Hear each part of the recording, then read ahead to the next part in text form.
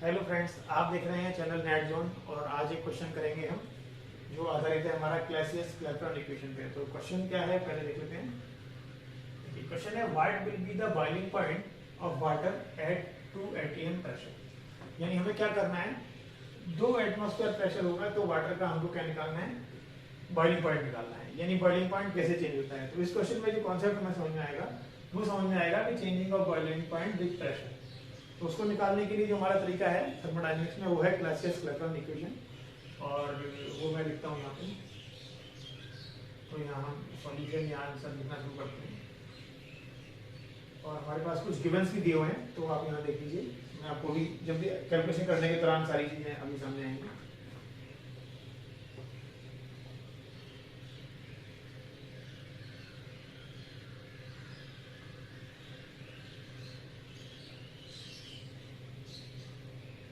इसे बोलते हैं क्लासियस-क्लैपेरॉन इक्वेशन।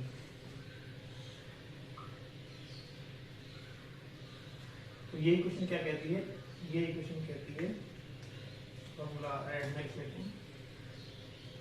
तो this is dp over dt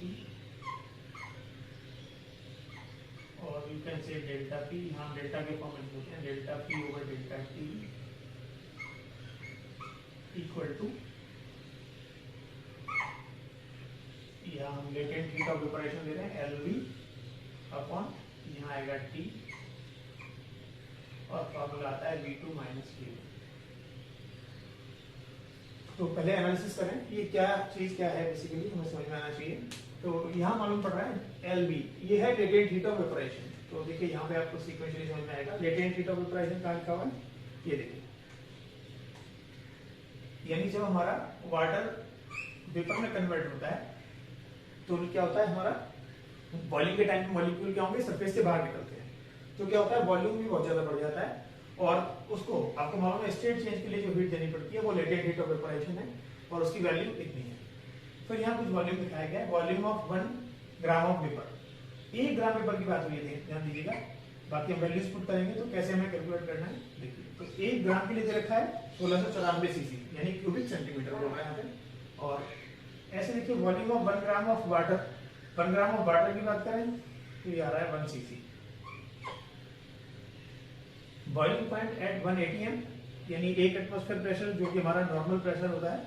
तो और 1 atm की भी हम बात कर लेते हैं। 1 atm आपको मैं यहाँ बता देता हूँ। 1 atm का अगर वैल्यू लेना होगा तो हम लेंगे 1.01 10⁵ पास्कल या न्यूटन पर मीटर स्क्वायर। तो सारी यूनिट्स में किस में लेके जाऊंगा, सारी यूनिट्स में लेके जाऊंगा MKs में, तभी हमारा क्वेश्चन ठीक से हो पाता है। तो वो वैल्यू देखिए, अब एक बार वैल्यूज पुट करने की कोशिश करते हैं। डेल्टा पी, तो डेल्टा पी का मतलब है कि चेंज इन प्रेशर। तो यानी इनिशियल प्रेशर क्या है हमारा, इनिशियल तो हमारा 1 है, 1 का मतलब है 1 पे हमें मालूम होता है और जो चेंज हुआ है वो 2 पे निकालना है। तो देखिए यहाँ पे अगर डेल्टा पी की वैल्यू पुट करें तो वैल्यूज ऐसे रखनी पड़ेगी। पहले मैं रख रहा हूँ 2 इंटू 1.01 10⁵, क्योंकि यहाँ 2 atm की बात हो रही है। देखिए 2 atm आ गया माइनस इनिशियल वैल्यू जो थी, इनिशियल वैल्यू का मतलब 1, तो 1 मल्टीप्लाई रहेगा तो सेम वैल्यू रहेगी। तो 1.01, एक्सप्रेशन थोड़ा लंबा है लेकिन क्योंकि यहाँ क्वांटिटी भी देखनी है तो हम इसमें सॉल्व करेंगे, आसानी से आप समझ पाएंगे। तो पहले मैंने ये केवल ब्रैकेट में लिखा है और डेल्टा पी के लिए लिखा है। बाकी कैलकुलेशन पार्ट आपके ऊपर आएगा, क्योंकि कॉन्सेप्चुअली क्वेश्चन को समझना है, कैलकुलेशन आप कर पाएंगे। बाकी मैं इसका क्या रिजल्ट आएगा बताऊंगा आपको। अपॉन डेल्टा टी, मान लीजिए हमारा टेम्परेचर जो बॉइलिंग टेम्परेचर है, बॉइलिंग पॉइंट है, मान लीजिए टी हो जाता है। यहाँ पे क्या होगा, ये डेल्टा पी का मतलब फाइनल वाला जो होगा वो यहाँ लिख लिया मैंने टी है, और इनिशियल का मतलब 1 atm पे जो होता है दैट इज 373। यहाँ लिखना पड़ेगा मुझे 373। तो ये जो पार्ट है अभी इसके लिए लिखा गया है, मतलब delta P by delta T आया है। अब आरएचएस को देखने की कोशिश करें एक बार, तो इक्वल करके आरएचएस लेने की कोशिश करेंगे, हो सकता है हमको नीचे जाना पड़े, तो वो देख लेते हैं एक बार। बाकी जैसे हमारी वैल्यू पुट होगी हम इसको फिर यहाँ से हटा देंगे। तो ये देखिए एलवी का मतलब आएगा आपका 22.6 जो यहाँ लिखा हुआ है इंटू 10⁵, ये आपका ऐसे आ जाएगा अपॉन टी। टी अगेन आपका 373 लिख लीजिए।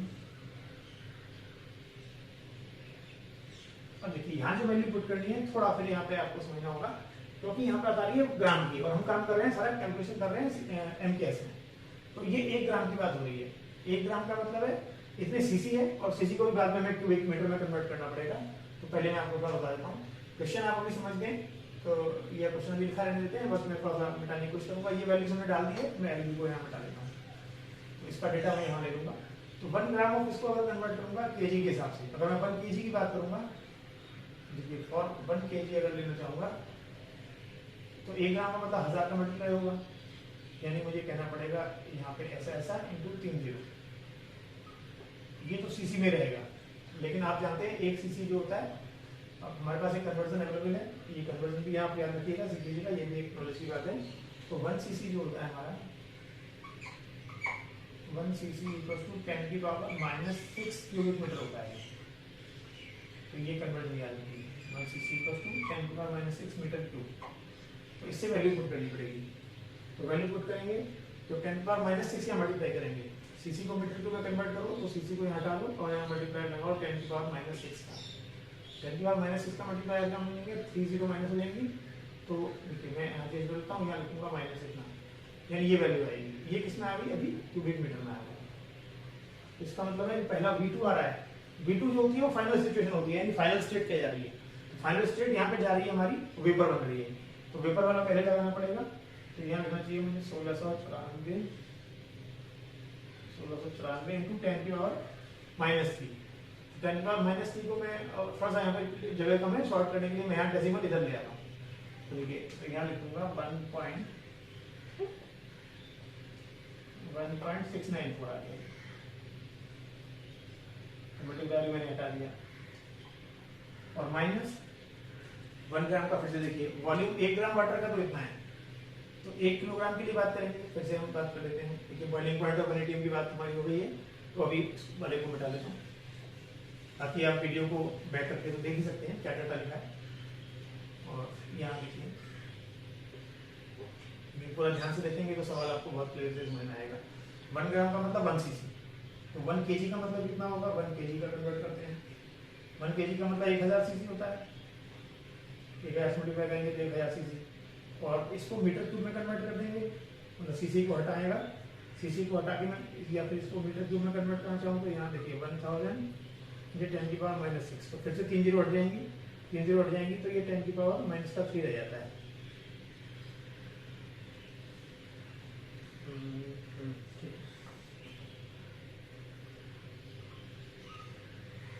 10 की पावर -3 यानी वो हाँ 0.001 आएगा। मतलब अल्टीमेटली ये कहना पड़ेगा मुझे यहाँ पे 0.001 जैसा आएगा, ठीक है। ये इतना इतना क्यूबिक मीटर कह सकते हैं। तो यहाँ से जो माइनस करेंगे आप, तो यहाँ 0.001 ये डेटा आ गया। अब क्या है, अब हमारे पास केवल सॉल्यूशन पार्ट है और वैल्यूज हम यहाँ सारी आपको बता चुके हैं। देखिए फिर थोड़े अब थोड़ा सॉल्यूशन पे फोकस कर लेते हैं।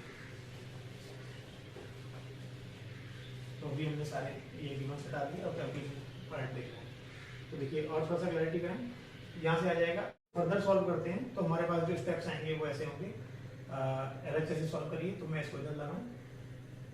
देखिए ये 1.01 इंटू 10 की पावर 5 इट इज कॉमन, और यहाँ देखिए 2 - 1 रहेगा, 2 - 1 तो ये बेसिकली 1 ही हो जाएगा। और यहाँ रह रहा है D -373, और अब यहाँ देखिए ये मैंने लिख लिया है, तो LHS में हटा देता हूँ। ऊपर आपका इसमें अभी सॉल्व नहीं करना है, ऐसे ही ऐसे करेंगे। नीचे आ रहा है मेरा 373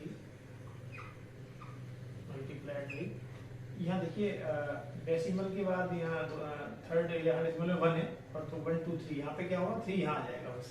तो यहाँ कहना चाहिए मुझे 1.693 हो जाएगी।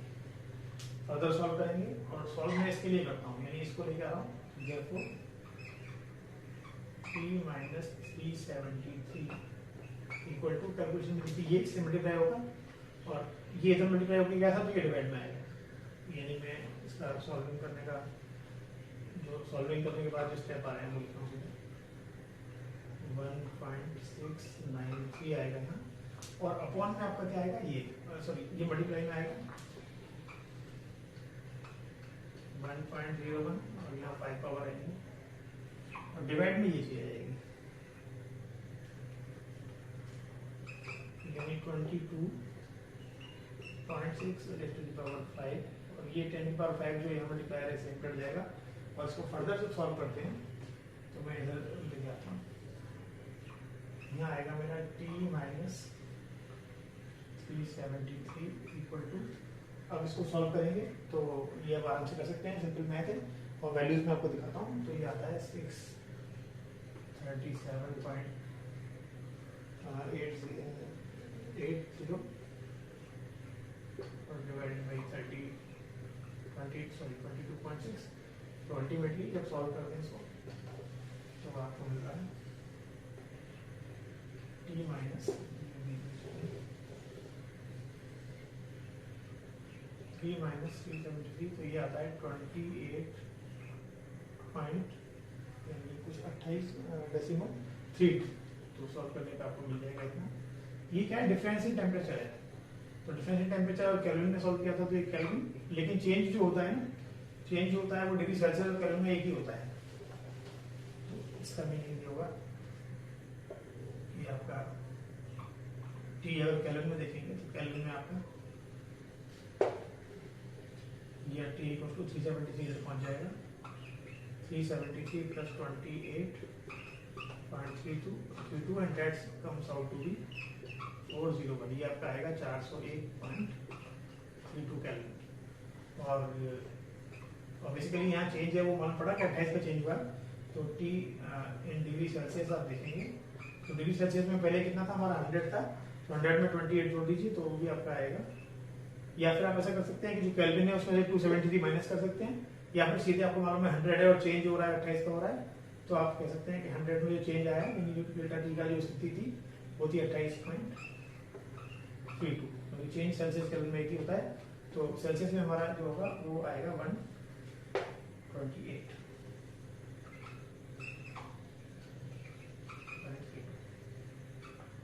डिग्री सेल्सियस, यानी 28.3 डिग्री सेल्सियस। तो अब जो है अगर 2 एटमॉस्फेयर प्रेशर में अगर आप वाटर को बॉईल कराने की कोशिश करेंगे तो वाटर बॉईल करेगा 128.32 डिग्री सेल्सियस पे। तो इसका रीजन क्या होता है, अब मैं जैसे पहले बताया कि मॉलिक्यूल क्या है, मॉलिक्यूल को दूर दूर जाना है और जब आपने अंडर प्रेशर रख दिया उनको, जब आपने बहुत ज्यादा प्रेशर में रख दिया तो मॉलिक्यूल क्या होगा, सरफेस से बाहर नहीं जा पाएंगे, मतलब बॉइलिंग में दिक्कत आएगी। तो यही रीजन होता है हमारा प्रेशर कुकर में ज्यादा प्रेशर पे पानी उबलेगा। तो कोई भी खाना जब बनाते हैं तो आपको मालूम है प्रेशर कुकर में ऐसे ये प्रेशर का सीटी वाला जाता है और ये। तो अब क्या होता है कि ज़्यादा प्रेशर होने की वजह से जो बॉइलिंग होती है थोड़ी मुश्किल होती है, तो ज़्यादा टेम्परेचर पे उठेगा। तो जितना एटमॉस्फेरिक प्रेशर हमारा यानी बढ़ जाएगा, जो भी प्रेशर की वैल्यू, एटमॉस्फेरिक प्रेशर तो नहीं बढ़ेगा, बस जहाँ बढ़ाने की कंडीशन हम करेंगे, यानी एटमॉस्फेरिक प्रेशर ज़्यादा प्रेशर बढ़ाने की कोशिश करेंगे, जो कंडीशन हम क्रिएट करेंगे, तो वहाँ क्या होगा, वाटर के मॉलिक्यूल बॉइल होने के बाद जो वेपर बनती है उसमें आने में थोड़ा मुश्किल होगी। तो क्या होगा, ज्यादा टेम्परेचर पर उबलेगा। तो हम यही बात कर रहे हैं, मान लीजिए किसी कुकर के अंदर हमारा 2 atm प्रेशर क्रिएट हो रहा है, तो वहाँ बॉइलिंग कितने पे होती है, वहाँ 100 पे बॉइलिंग नहीं होती, वहाँ 128.32 पे होती है। तो इसलिए क्या होता है, खाना तो जल्दी पक जाता है, एक बार प्रेशर बनने में टाइम लगेगा, लेकिन जो बॉइलिंग होगी, जो फूड बॉयल होगा 128 में होगा। तो 128 की जो बॉइलिंग होगी वो उसमें ज्यादा एनर्जी कंटेंट होगा, खाना जल्दी पक जाएगा। तो ये सवाल था आज का, मुझे लग रहा है आपको समझ में आया होगा। वीडियो आपको पसंद आई तो चैनल को सब्सक्राइब करें, वीडियोस को लाइक करें, शेयर करें दोस्तों के साथ, ताकि ये सारा ज्ञान आगे भी जाए। तो thank you, thanks for watching.